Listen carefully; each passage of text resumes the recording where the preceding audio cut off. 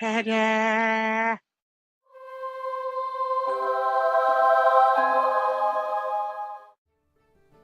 For this 3-minute rules, we will be looking at the close combat phase, and in particular the sub-phase fight a round of close combat. In addition, we will look at striking order.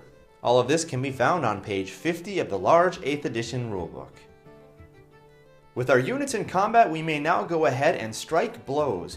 Blows are struck in initiative order, starting with the highest initiative down to the lowest. Initiative represents the speed of the warrior in battle. So in this particular instance, we have the dwarf warriors with an initiative of 2. They are quite slow. We have the silver helms of the high elves with an initiative of 5. And then we have the elven steeds with an initiative of 4. What this now means is that as we go through this combat right here, we will begin first with the High Elf Silver Helms, followed by the horses, the Elven Steeds, and finally then the Dwarf Warriors will get to attack. Now this is important because given the higher initiative of the Elves, they may be able to kill off a lot of these warriors, which may actually prevent them from attacking back. Let's go ahead now and just walk through how this combat could in fact look. We begin here now by rolling for the attacks of the Silver Helms. We roll for 4 attacks, and we'll say we hit and killed 2 warriors. They weren't able to make any saves. Second then, the next initiative is the horses, the Elven Steeds. So we have also 4 attacks there as well. Let's roll those out and we will say that we are able to kill 2 additional warriors. And finally now we have the dwarves with the lowest initiative of 2 because they are the slowest. They have 10 attacks coming back, and we will say that we were able then to kill 1 of those. Now once again you can see why this is incredibly important. Were the Silver Helms and the horses able to kill, say, all but 1 of these warriors, unlikely of course, but were they able to do that, we would say that then we only have a single warrior who is able to attack back.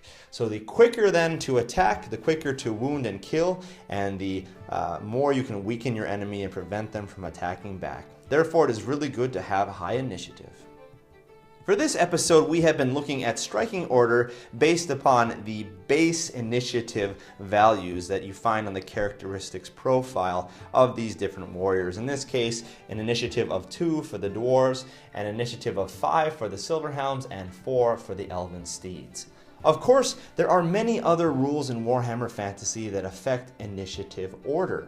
For example, certain weapons, like great weapons, have a rule called always strikes last, in which the warriors who carry those weapons will always be striking last in combat. In addition, high elves have a rule called always strikes first, which means that they will always be striking first in any combat. Of course, we will touch upon all of these specific rules later on in this series. The most important thing right now to remember is simply this, that initiative value determines striking order in the combat. Start with the highest initiative and move to the lowest. And with that, we come to the conclusion of this 3-minute rules on the close combat phase and striking order. Thank you for joining us here today at Grey Army Gaming, where Grey can always play.